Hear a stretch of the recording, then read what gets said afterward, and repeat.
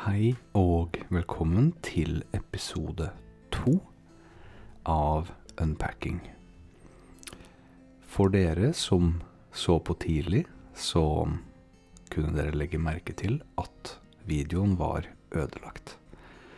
Jeg har dessverre ikke original videoene, så da lager vi episode 2 på nytt. Og det går helt fint. Så da er jeg faktisk klar over hva vi har i de forskjellige rommene her. Så jeg skal prøve å ta det rolig og snakke gjennom det som om det er første gang. Så det første vi ser her er da en PC. En PC-skjerm. Skjermen som vi kan se. Og hvis du ser litt til venstre her, så kan vi plassere den på bordet. Kanskje slik. Skal vi se, hva mer har vi rundt her? Vi har 3 hyller. Vi har en seng, og på sengen så står det en boks. Og her har vi et skap. Her ser vi det er kleshengere. Så er det et par skuffer. Så kan vi også legge ting oppe her. For min del så virker det mest naturlig å åpne den som står på sengen først.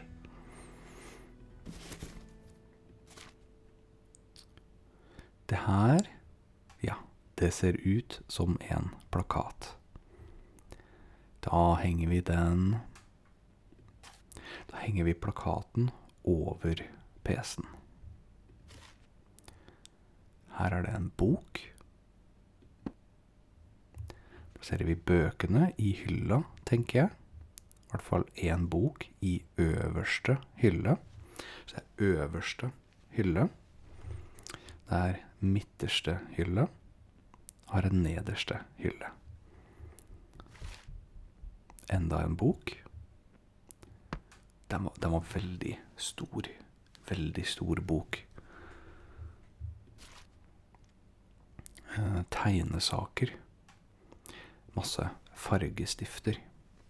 I veldig mange forskjellige farger. Oransje, gul, 3 grønnfarger, 3 blåfarger, lilla, rosa, rød, brun. Jeg tror vi bare legger den der for nå, og så finner vi ut senere hvor vi har lyst til å ha den. Mer tegnesaker.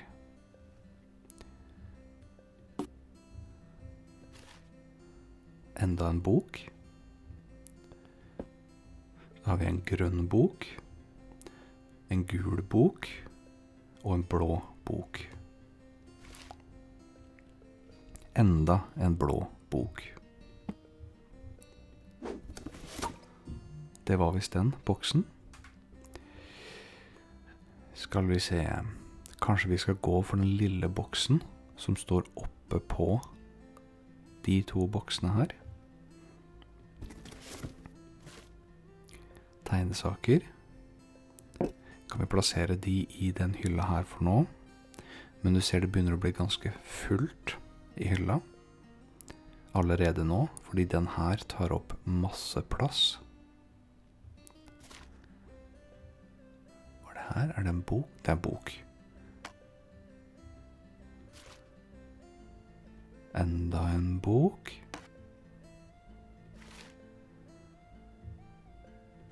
Datamus. Da må jo den stå på høyre siden, så du kan styre med høyre.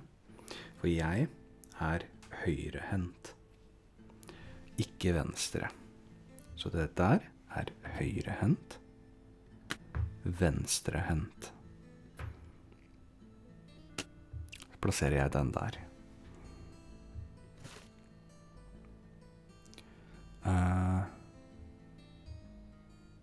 Er det musematte?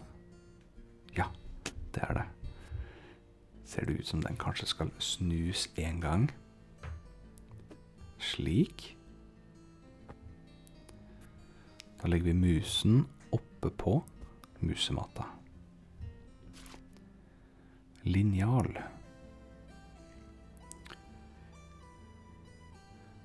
Nå er det allerede fullt i hylla vår her, så vi bare legger den under der imens. En bok, men det ser ut som en kalender. Kalender fordi det står 0 og 4, og så 0 og så 5. Så fra 4 til 5. Så det virker som januar, februar, mars, april til mai. Bare setter jeg den der oppe. Enda en bok.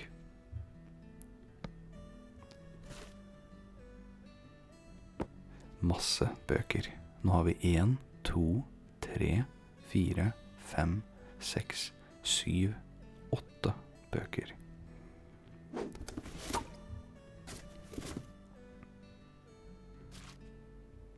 Her har vi en PC. Så gir det mening at vi kan enten sette den oppe der, eller under skrivebordet. Jeg ønsker å ha den under skrivebordet.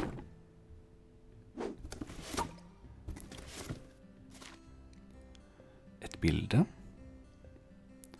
Tror vi henger bildene over sengen. Her har vi en bamse. Da gjør vi det på samme måte som vi gjorde i første bane, hvor vi plasserer bamsene i senga. Tannbørste. Nå vet jeg at vi har 3 rom, så vi går over til badet, og så legger vi tannbørsten på vasken.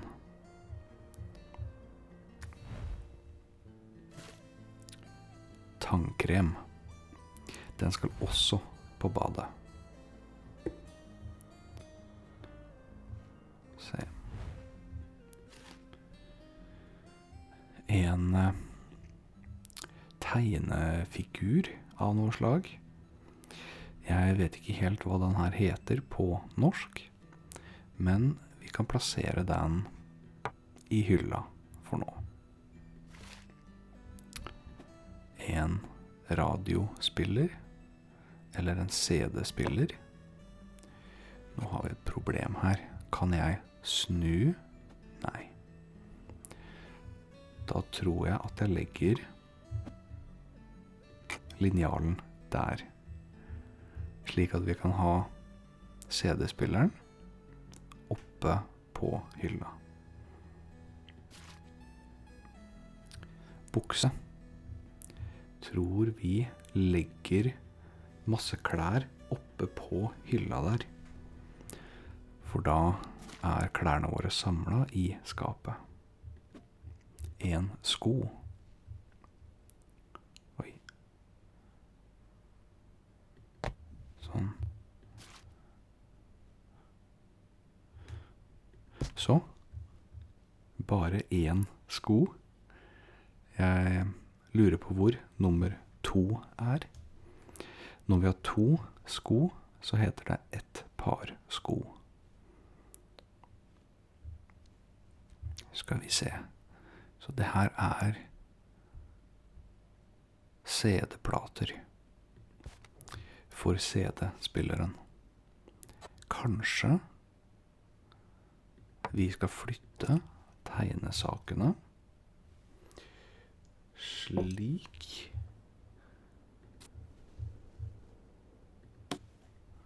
Da får vi plass til å sette figuren opp der. Setter vi CD-spilleren der.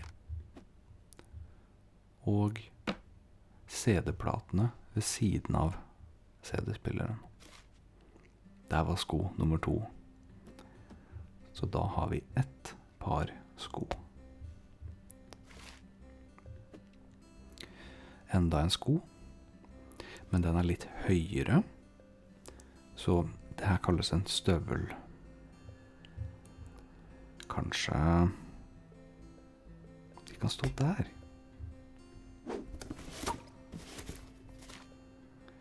En BH.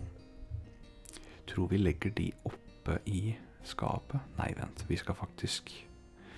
Nå husker jeg fra første gjennomgang at de skal i... Slik.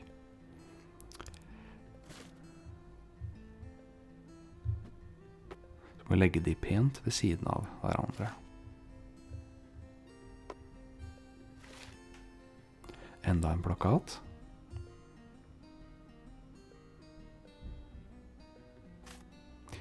Vi plasserer plakaten her til høyre for bildet.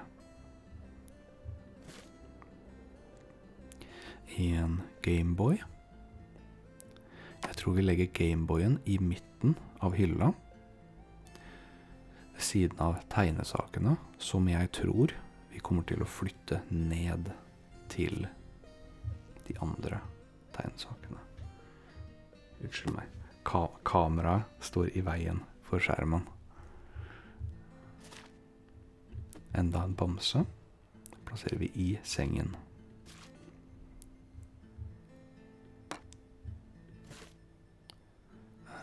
Viskelær. Det er for å pusse ut småfeil. Skal vi plassere den der.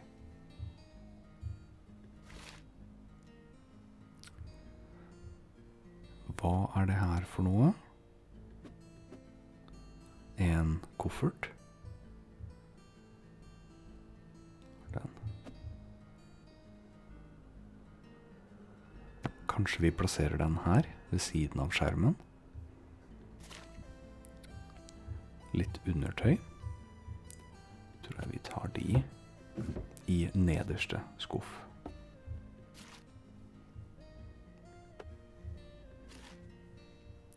Masse undertøy. En toaster, eller brødrister. Da beveger vi oss over til badet, og så over til kjøkkenet.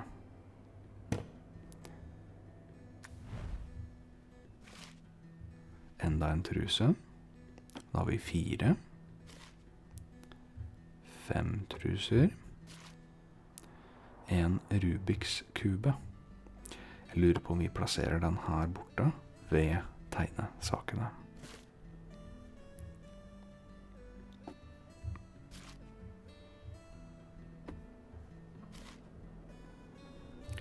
Her kan vi henge t-skjorta oppe på knaggen.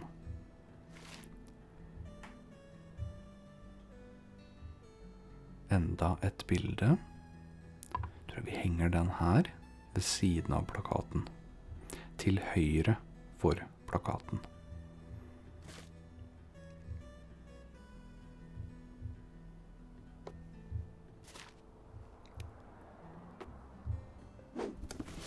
Da var den kassa tom. Skal vi se, er det plass til... Jeg lurer på, har den her plass til høyre for kommoden her? Ja, det har den. Da står den veldig fint der. Det er plass til. Det ser litt rart ut hvis en sko står sånn, og den andre står den veien. Så jeg lurer på, vi lar den stå der for nå. MP3-spiller. Det er for å høre på musikk. En skjorte. Henger vi skjorta oppe på knaggen. På kleshengeren. Nummer 3. Enda en bukse. Tror vi legger den sånn, ja. En sparegris. Jeg tror den står fint oppe i hylla her, sammen med de andre tingene. En hvit t-skjorte med fiskere på. Som du ser, den har, skal vi se, henger jeg kleshengeren opp der, så henger jeg t-skjorta på kleshengeren. Så den har blå, rosa, grønn og oransje fisker på seg. Veldig fin t-skjorte.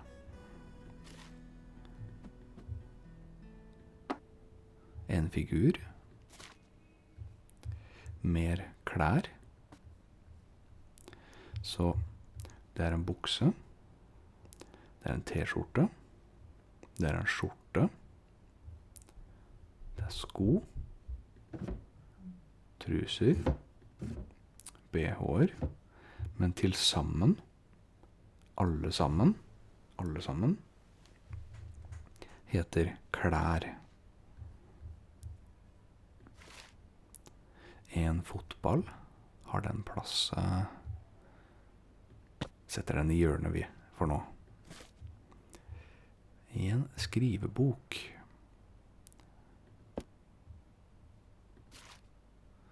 Enda en t-skjorte. Tror vi legger t-skjorta i skapet. En genser, skal vi se. Lurer på, kan vi legge den der, tro? Alarm. Da setter vi den ved siden av senga, sånn at vi kan sette en alarm for å våkne tidlig på morgen. En lilla t-skjorte. En blå t-skjorte. Enda en blå t-skjorte. Turkis. Liten lekebil. Skal vi se. Setter den så den ser utover rommet. Slik. Skal vi se. Det her er vel nattøy. Tror vi legger de oppe på klesbunken vår. Slik. Masse klær.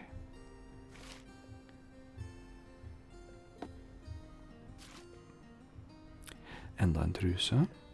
Jeg håper vi har plass i... Ja, vi har plass i skuffen vår. Vi har plass til en til. Ja, vi har plass til en til. Ok. Toalettpapir. Det kan vi henge ved siden av doen.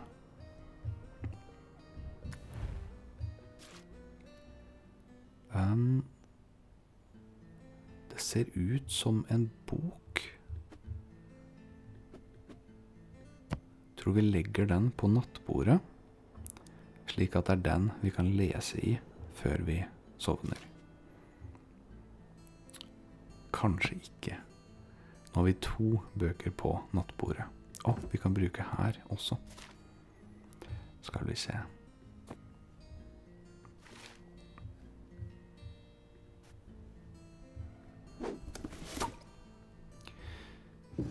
Vi har plass til å legge ting under på nattbordet, så tror jeg at vi bruker den plassen til noen bøker. Kanskje favorittbøkene våre. Da har jeg lyst til å flytte lesebøkene til høyre. Så jeg har faktisk lyst til å ta ned skriveboken og kalenderen ned til venstre.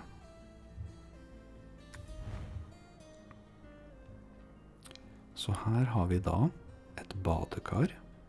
Her kan vi bade, men du ser vi har også en kran, så vi kan ta en dusj. Her kan vi skru på for å få det varmere eller kaldere. Her har vi altså et skap.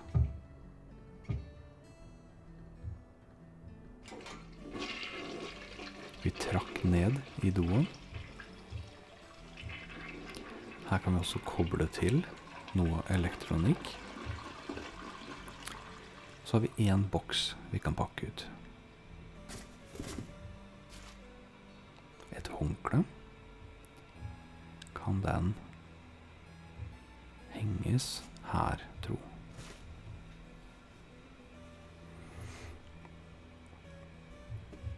En håndsåpe. En kopp. Kopp har vi vanligvis ikke på badet, men jeg tror den kan brukes til å plassere tannkosten i.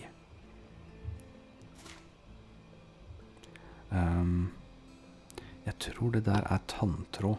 Hvis du har lyst til å rense tennene, så kan du bruke tanntråd.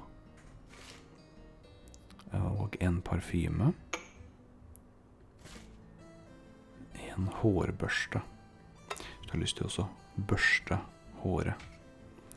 Jeg lurer på om vi legger den kanskje der. Da hadde akkurat plass. Såpe. Den burde kanskje stå i badekaret. Førstehjelpsskrin kan vi sette innerst i skapet. En BH til, den må inn på soverommet. Kanskje lukke skuffen etter oss, og åpne den øverste. Og så lukke den skuffen.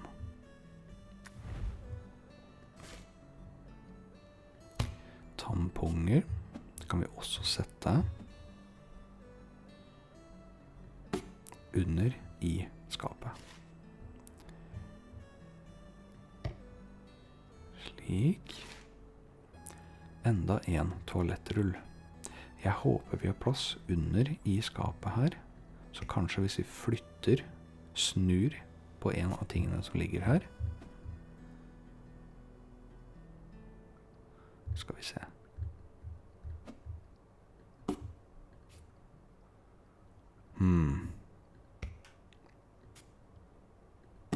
Kan den stå? Ja, vi setter den der vi. Oi. 2 stykk. Et håndkle. Et lilla håndkle. Det tror jeg vi henger på døra. Så det her er en dør.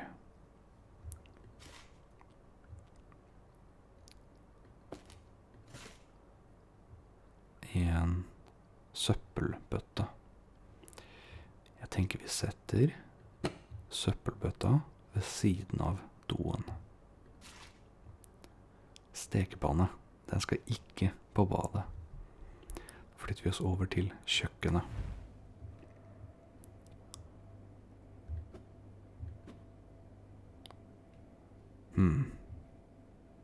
Kanskje vi skal henge den der.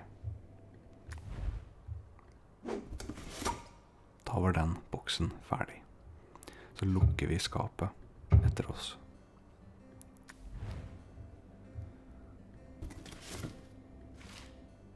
En kopp. Kanskje plassere kopper i øverste hylle.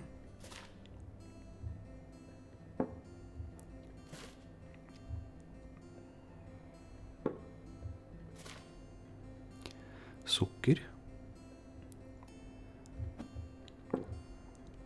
Det er veldig greit hvis man lager te eller kaffe.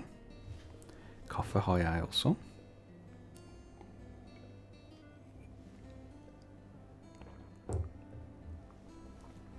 Da kan man ta sukker oppi kaffen eller teen.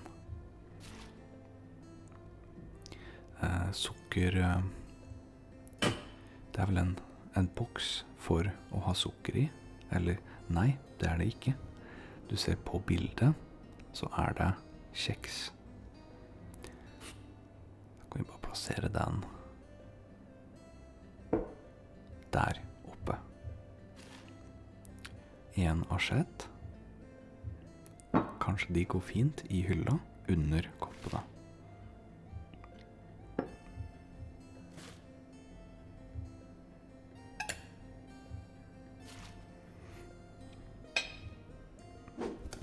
Slik. Så da har vi tatt de hyllene til venstre for ting vi skal spise fra og drikke fra. Så kopper drikker vi fra, asjetter spiser vi fra, og boller kan vi også spise fra. Suppe, for eksempel.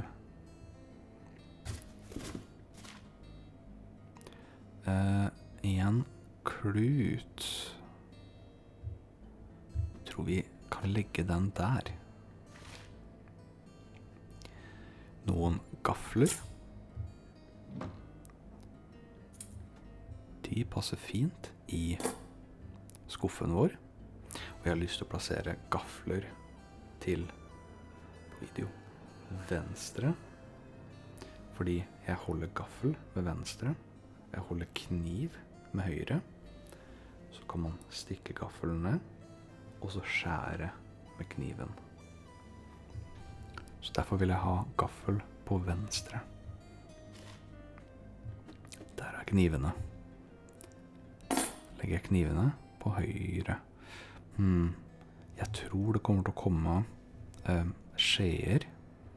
Så kanskje jeg legger knivene der. Så kan skje være helt på høyre. Der kom de. Slik. Enda en klut. Bare legger vi de der, frem til vi finner ut hvor vi har lyst til at de skal være. Såpe, håndsåpe, tror jeg. Oppvaskmiddel. Kanskje. Jeg vet ikke om det her er en fryser eller kjøleskap. Kanskje må ta oppvasken for hånd. Uansett, da setter vi den under i skapet. Insektmiddel. Den tar vi også hjemme bort, så den ikke står i det åpne. Brødrister eller toastjern. Så her har vi da et skjærebrett. Den tror jeg kanskje vi legger skjærebrettet på benken, på kjøkkenbenken. En liten vannkoker. Den står kanskje fint her. Eller ja, det kan stå der for nå. Da har vi ikke plass til kasserollen, mener jeg det heter. Skal vi se.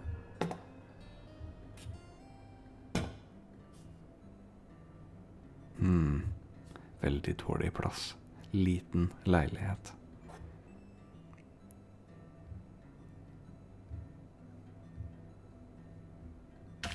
Skal vi se.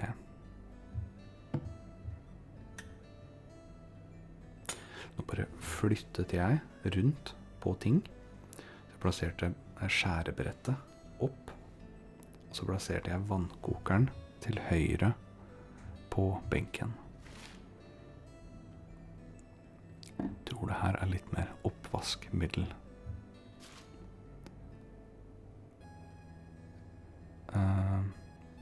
Søppelposer tror jeg det her er. Bare legger den der imens. Svamp.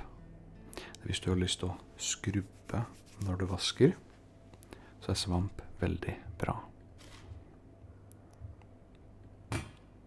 Skal vi se, jeg bare lukker skapet. Har den plass her, tro? Ja.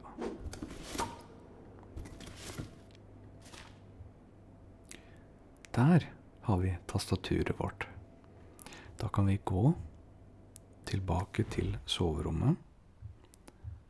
Plassere tastaturet foran skjermen. litt lenger fram. En asjett til. Da har vi 3 asjetter oppe i hylla. En bolle til. Et glass. Glass kan du også drikke fra. Drikke. Her har vi da en kniv. Har vi plass her, tro? Ja. Så har vi en sleiv, hvis du har lyst til å røre rundt, hvis du for eksempel lager suppe.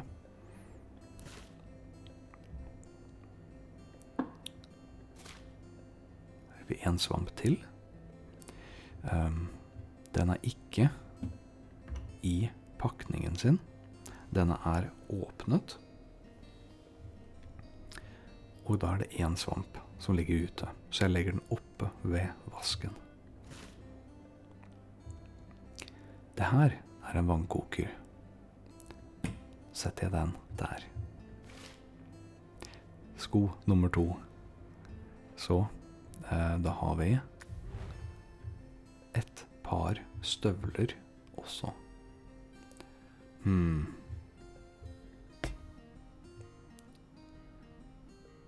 Kan vi... Jeg tror vi setter de oppe her, vi.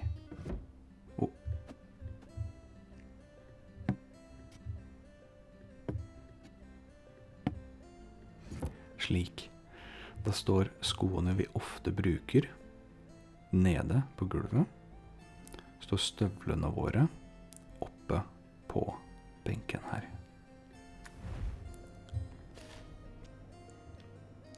En... Jeg tror det er en korkopptrekker hvis du skal åpne flasker. Legger vi den i skuffen. En kopp til. Setter vi oppe i hylla. Enda et glass. Setter vi også oppe i hylla. En liten tallerken.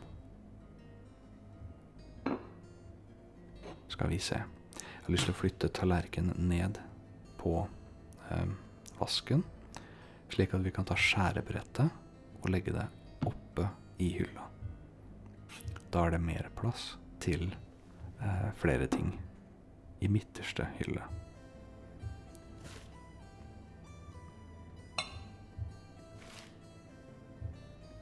Mange tallerkener. Salt. Salt er ikke like godt i kaffen. Da er det bedre å gå for sukker.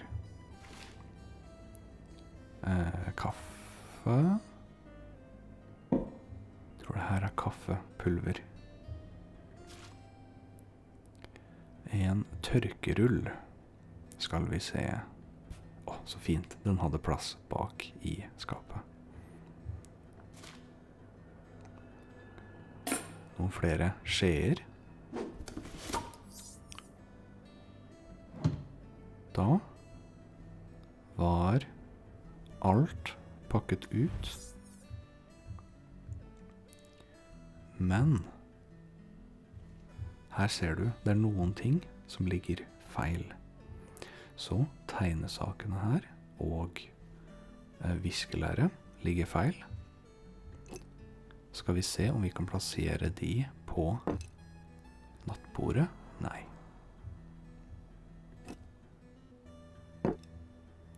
Der var riktig plass. Da flytter vi også viskelæret fra venstre i rommet, helt bort til høyre.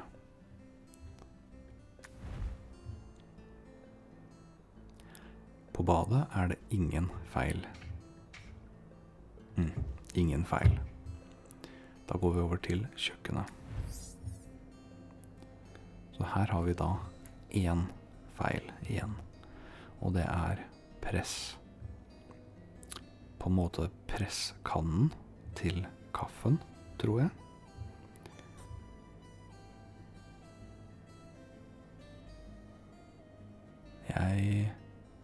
Kanskje vi setter den oppe på hylla. Det gikk fint.